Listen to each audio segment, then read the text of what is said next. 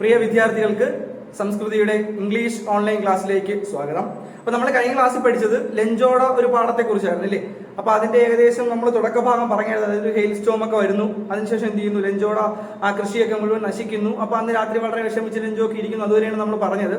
ബാക്കിയുള്ള കാര്യങ്ങൾ എന്താണെന്നുള്ള കാര്യം നമുക്കിപ്പോൾ നോക്കാം. ഓക്കെ, അപ്പൊ നിങ്ങൾ ടെക്സ്റ്റ് ബുക്കിലോട്ട് നോക്കിക്കോളൂ. അപ്പൊ അറ്റ് ദ പോസ്റ്റ് ഓഫീസ് എന്ന് പറയുന്ന ഒരു പാർട്ടാണ് നമുക്ക് എന്ത് ചെയ്യാനുള്ളത്, ഇനി നോക്കാനുള്ളത്. അപ്പൊ അറ്റ് ദ പോസ്റ്റ് ഓഫീസ് എന്ന് പറഞ്ഞാൽ പോസ്റ്റ് ഓഫീസിൽ. അപ്പൊ ലെഞ്ചോ എന്തോ ഒരു കാര്യത്തിന് വേണ്ടി ഇവിടെ പോകുന്നു, പോസ്റ്റ് ഓഫീസിലേക്ക് പോകേണ്ടി വരുന്നു. അപ്പൊ അങ്ങനെയുള്ള കുറച്ച് ഭാഗങ്ങളാണ് നമുക്ക് എന്ത് ചെയ്യാൻ പോകുന്നത്, നമ്മൾ ചർച്ച ചെയ്യാനായിട്ട് പോകുന്നത്. അപ്പൊ നിങ്ങൾ നോക്കിക്കോ, ടെക്സ്റ്റിൽ നോക്കിക്കോ.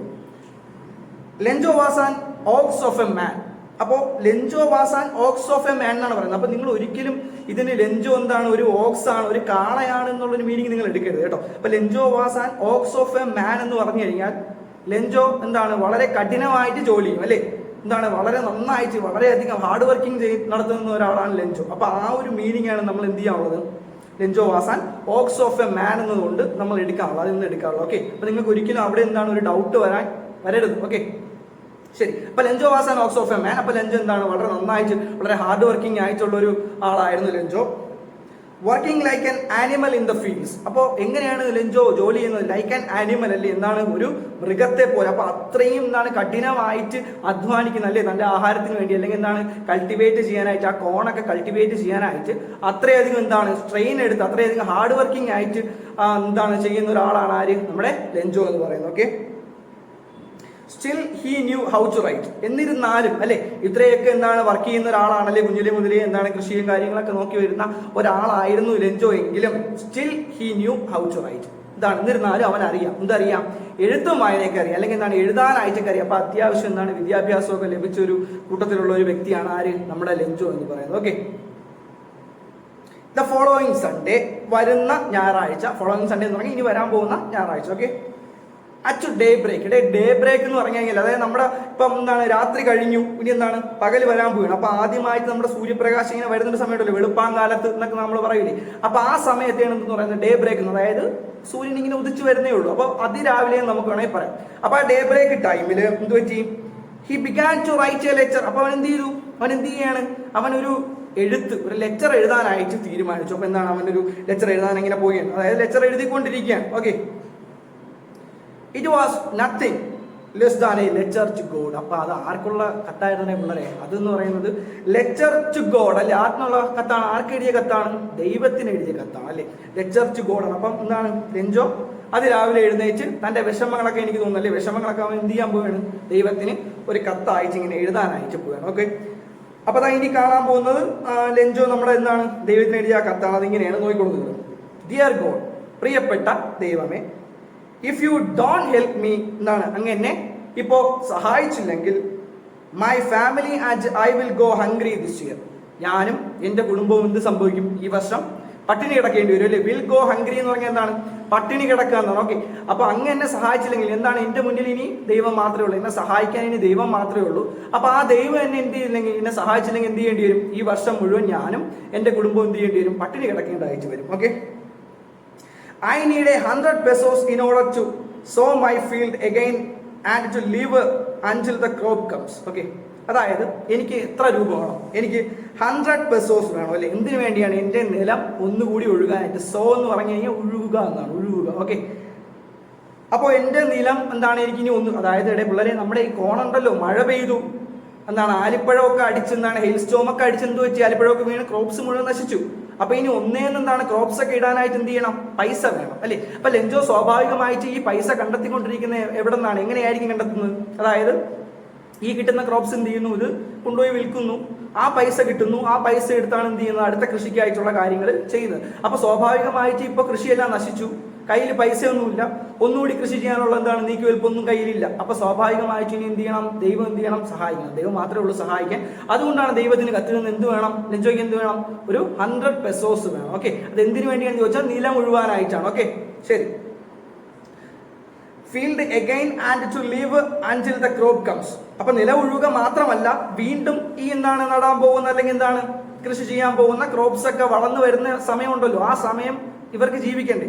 അപ്പൊ അതിന് വേണ്ടിയിട്ടുള്ള പൈസയും കൂടിയാണ് എത്ര രൂപയെന്ന് പറയുന്നത്, ഈ 100 പെസോസ് എന്ന് പറയും. ഈ പെസോസ് എന്ന് പറഞ്ഞാൽ ഇവരുടെ ഈ നാട്ടിലെ നാണയത്തിന്റെ പേരാണ് പെസോസ് കേട്ടോ. നമ്മുടെ നാട്ടിൽ നമ്മൾ എന്ത് പറയും, 50 രൂപ 100 രൂപ എന്നൊക്കെ പറയും, അതുപോലെയാണ് 100 പെസോസ് എന്നൊക്കെ പറയാം. ഓക്കെ, ശരി നോക്കിക്കോളൂ. Because of the hailstorm you sent everything is lost അല്ലെ. എന്നിട്ട് ലെഞ്ചോ പരാതിപ്പെടുകയാണ്, എന്താണ്, because of the hailstorm you sent, അങ്ങ് അവിടെ നിന്ന് അയച്ച ഹെയിൽ സ്റ്റോമില്ലേ, അതായത് ആലിപ്പഴമൊക്കെ കൂടിയുള്ള നമ്മുടെ ആ കൊടുങ്കാറ്റുണ്ടല്ലോ, ആലിപ്പഴക്കാറ്റ് എന്നൊക്കെ പറയും. ഓക്കെ, അപ്പൊ അതുകൊണ്ട് എന്ത് പറ്റി, എന്റെ ക്രോപ്സ് എല്ലാം നശിച്ചു അല്ലെ. ഇപ്പൊ ലെഞ്ചോ പരാതിപ്പെടുകയാണ് അല്ലെ. ദൈവമാണല്ലോ സ്വാഭാവികമായിട്ടും നമ്മൾ വിശ്വസിക്കുന്നത്, ഈ മഴ ഇടിയൊക്കെ നടത്തുന്നത് അല്ലെ, അതൊക്കെ അയക്കുന്ന ദൈവമാണല്ലേ, അങ്ങനെയാണ് വിശ്വസിക്കുന്നത്. അപ്പൊ അതുകൊണ്ട് എന്താണ് ലെഞ്ചോ പരാതിപ്പെടുകയാണ്, അങ്ങ് അയച്ച എന്താണ്, ആ ആലിപ്പഴ മഴ കൊണ്ട് എന്റെ ക്രോപ്സ് എല്ലാം നശിച്ചു പോയി, അതുകൊണ്ടാണ് എനിക്ക് പൈസ വേണമെന്നുള്ള കാര്യം പറയുന്നത്. ഓക്കെ, എവറിത്തിങ് ഈസ് ലോസ്റ്റ്, എല്ലാം നഷ്ടപ്പെട്ട എങ്ങനെയാണ്, അതുകൊണ്ടാണ്. ഓക്കെ, ഹോപ്പ്ഫുള്ളി വെയിറ്റ്, പ്രതീക്ഷയോടെ കാത്തിരിക്കുന്നു ലെഞ്ചോ. ഓക്കെ, അപ്പൊ ലെഞ്ചോ ദൈവത്തിന് എഴുതിയ കത്ത് ഇത്രയുള്ള പിള്ളേരെ, എന്താണ്, ലെഞ്ചോയുടെ കയ്യിലുള്ള ക്രോപ്സ് എല്ലാം നശിച്ചു പോയി എന്നാണ്. ഈ വർഷം മുഴുവൻ എന്താണ്, പൈസ ഒന്നും കിട്ടിയില്ലെങ്കിൽ നമ്മുടെ ലെഞ്ചോ എന്ത് ചെയ്യേണ്ടി വരും, പട്ടിണി കിടക്കേണ്ടി വരും. അതുകൊണ്ട് തന്നെ പട്ടിണി മാറ്റാനായിട്ട് എന്താണ്, പുതുതായിട്ട് കൃഷി ഇറക്കാനായിട്ട് ലെഞ്ചോയ്ക്ക് ഒരു 100 പെസോസ് വേണം. അപ്പൊ അതിനായിട്ട് ആരും സഹായിക്കാനില്ല. അതുകൊണ്ട് എന്ത് ചെയ്യുന്നു, ദൈവത്തിനോട് സഹായം അഭ്യർത്ഥിച്ചുകൊണ്ട് നമ്മുടെ ലെഞ്ചോ ഒരു കത്ത് എഴുതുകയാണ്. അതാണ് ഈ കത്തിന്റെ ഉള്ളടക്കം എന്ന് പറയുന്നത്. ഓക്കെ, ബാക്കി നോക്കിക്കോളൂ. He wrote to God on the envelope and went to the town. അപ്പോൾ envelope എന്ന് പറഞ്ഞാൽ നമുക്കറിയാം, നമ്മുടെ കത്തൊക്കെ ഇടുന്ന ഒരു കവറില്ലേ, അതിനാണ് envelope എന്ന് പറയുന്നത്. അതിൽ അഡ്രസ്സിന്റെ സ്ഥലത്ത് ലെഞ്ചോ എഴുതിയിരുന്നത് എന്താണ്, ടു ഗോഡ് അല്ലെ, ദൈവത്തിന്. ആ കത്താർക്കാണുള്ളത് ദൈവത്തിന് പ്രത്യേകിച്ച് അഡ്രസ് ഒന്നും ഇല്ലല്ലോ, ടു ഗോഡ് എന്ന് എഴുതിയാൽ മതി. ഓക്കെ, അപ്പൊ ടു ഗോഡ് എന്ന് എഴുതി, envelope എഴുതി, ആ കവറിൽ എഴുതി. And went to the town, എന്നിട്ട് അങ്ങോട്ട് പോയി, ടൗണിലേക്ക് പോയി, നേരെ ടൗണിലേക്ക് പോയി. അറ്റ് ദ പോസ്റ്റ് ഓഫീസ്, ടൗണിൽ പോയിട്ട് പോസ്റ്റ് ഓഫീസിന്റെ മുന്നിലായിട്ട് എത്തി. He pasted a stamp on the letter and dropped it into the mailbox. അപ്പോൾ ടൗണിലെത്തി, പോസ്റ്റ് ഓഫീസിലെത്തി, ആ എൻവലപ്പിന് മുകളിലായിട്ട് എന്ത് ചെയ്തു, ഒരു സ്റ്റാമ്പൊക്കെ ഒട്ടിച്ച് റെഡിയാക്കിയിട്ട് എന്ത് ചെയ്തു, അത് നമ്മുടെ തപാൽ ബോക്സ് ഉണ്ടല്ലോ അതിനകത്തേക്ക് നിക്ഷേപിച്ചു. ഓക്കെ, മെയിൽ ബോക്സിലേക്ക് ഇട്ടു, ആ ലെറ്റർ അങ്ങ് ഇട്ടു. ഓക്കെ, അടുത്ത പേജ് നോക്കിക്കോളെ. The postman went to the post laughing heartily. അപ്പോ പോസ്റ്റ്മാൻ ഇത് കണ്ടു. ഓക്കെ, പോസ്റ്റ്മാൻ എന്ത് ചെയ്തു, നമ്മുടെ ഈ ലെഞ്ചോ കൊണ്ടിട്ട ലെറ്റർ കണ്ടു. ലെറ്റർ പുള്ളിക്കാരനെ എടുത്ത് നോക്കിയിട്ട് എന്ത് ചെയ്യുകയാണ്, അയാൾ വളരെയധികം ചിരിച്ചുകൊണ്ട് അല്ലെ, പൊട്ടിച്ചിരിച്ചുകൊണ്ട് എങ്ങോട്ട് പോവുകയാണ്, to his boss laughing heartily അല്ലെ. എന്താണ്, എന്താണ്, ഹൃദയം നിറഞ്ഞ് അയാൾ എന്താണ്, വളരെ ഹൃദയം നിറഞ്ഞ് ആ ചിരിച്ചുകൊണ്ട് അയാളുടെ ബോസിന്റെ അടുത്തേക്ക് ഈ കാര്യം പറയാനായിട്ട് പോയി. Okay, he showed him the letter to God. അയാൾ എന്ത് ചെയ്തു, ഈ എന്താണ്, ദൈവത്തിനായിട്ട് എഴുതിയ ഈ ലെറ്റർ ഉണ്ടല്ലോ, ഈ ലെറ്റർ ആർക്ക് കാണിച്ചു കൊടുത്തു, ഇയാളുടെ ബോസിന് കാണിച്ചു കൊടുത്തു അല്ലെ. ആരെങ്കിലും എന്താണ്, അല്പം ബുദ്ധിസ്ഥിരതയുള്ള ആരും എന്ത് ചെയ്യാറില്ല, ദൈവത്തിനൊന്നും കത്തുകളൊന്നും എഴുതാറില്ല. അപ്പൊ സ്വാഭാവികമായിട്ടും അതുകൊണ്ടാണ് ഇത് കണ്ടപ്പോൾ നമ്മുടെ പോസ്റ്റ്മാൻ എന്താണ്, ഇതിലൊരു തമാശ ഉള്ളതായിട്ട് തോന്നി. അയാൾ എന്ത് ചെയ്യാൻ തീരുമാനിച്ചു, അയാളുടെ ബോസിനെ അറിയിക്കാൻ തീരുമാനിച്ചു. സ്വാഭാവികമായിട്ടും അതുകൊണ്ട് ഈ ലെറ്ററും കൊണ്ട് എങ്ങോട്ട് പോയി, ബോസിന്റെ അടുത്തേക്ക് പോയി. വളരെയധികം ചിരിച്ചുകൊണ്ടാണ് പോകുന്നത്. Okay, The postmaster also broke into a laugh. അപ്പൊ ഇത് കണ്ടത് പോസ്റ്റ് മാസ്റ്റർ എന്ത് ചെയ്തു, പൊട്ടി അങ്ങ് ചിരിച്ചു അല്ലേ. ചിരി പൊട്ടി വരിക, അതാണ് ബ്രോക്ക് ഇൻ ടു ലാഫ്, അതായത് പൊട്ടിച്ചിരിക്കുക അല്ലെ. അയാൾക്കും പെട്ടെന്ന് ചിരി അടക്കാൻ കഴിയില്ല, സഡൻ ആയിട്ട് എന്ത് ചെയ്തു, ഇത് കണ്ടുടനെ അങ്ങ് ചിരിച്ചു, പൊട്ടിച്ചിരിച്ചു. അപ്പൊ അയാൾ പോസ്റ്റ് മാസ്റ്ററും ചിരിച്ചു ഇത് കണ്ടുടനെ. But immediately he turned serious. പക്ഷെ പെട്ടെന്ന് തന്നെ അല്ലേ, ചിരി കുറച്ച് സമയം നീണ്ടു നിന്നുള്ളൂ, വളരെ പെട്ടെന്ന് തന്നെ അയാൾ എന്തായി, അയാൾ അങ്ങ് സീരിയസ് ആയി. ഓക്കെ, ചിരിയൊക്കെ മാറ്റി വെച്ച് അയാൾ അതിന്റെ സീരിയസ്നെസ് മനസ്സിലാക്കി, അയാൾ സീരിയസ് ആയി കഴിഞ്ഞു അയാൾ. Okay, what faith, I wish I had the faith of the man who wrote this letter. എന്തൊരു വിധിയാണ് അല്ലേ, എന്താണ് വാട്ട് ഫെയ്ത്ത് എന്ന് പറഞ്ഞാൽ, എന്തൊരു വിധിയാണിത്. അയാൾ പറയുകയാണ്, I wish I had the faith of the man who rote this letter.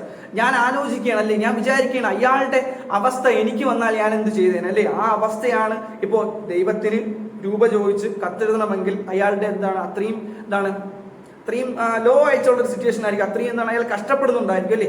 ആ ഒരു അവസ്ഥ എനിക്ക് വന്നാൽ ഞാൻ എന്ത് ചെയ്യും എന്ന് ആരും ആലോചിക്കുകയാണ്, ഈ പോസ്റ്റ് മാസ്റ്റർ ആലോചിക്കുകയാണ്. അയാൾ അങ്ങനെ ചിന്തിച്ചുകൊണ്ടിരിക്കുകയാണ്. Okay, imagine starting up a correspondence with God അല്ലെ. Imagine starting up a correspondence with God അല്ലെ, അതായത് ദൈവവുമായിട്ട് കറസ്പോണ്ടൻസ് ചെയ്യുക, അതായത് കത്തിടപാട് നടത്തുക അല്ലെ. ദൈവവുമായിട്ട് ഒരു കത്തിടപാട് നടത്തേണ്ട അവസ്ഥ നിങ്ങളൊന്ന് ചിന്തിച്ച് നോക്കുമെന്ന് ഞാൻ ഇങ്ങനെ പറയുകയാണ് അല്ലെ. ഞാനിങ്ങനെ ചിന്തിക്കുകയാണ്, ദൈവമായിട്ട് കത്തിടപാട്, കറസ്പോണ്ടൻസ് എന്ന് പറഞ്ഞാൽ കത്തിടപാട് നടത്തുക എന്നാണ്. ഓക്കെ, അപ്പൊ അതിനെക്കുറിച്ച് ഞാൻ ഇങ്ങനെ ചിന്തിക്കുകയാണ്. ഓക്കെ, ശരി.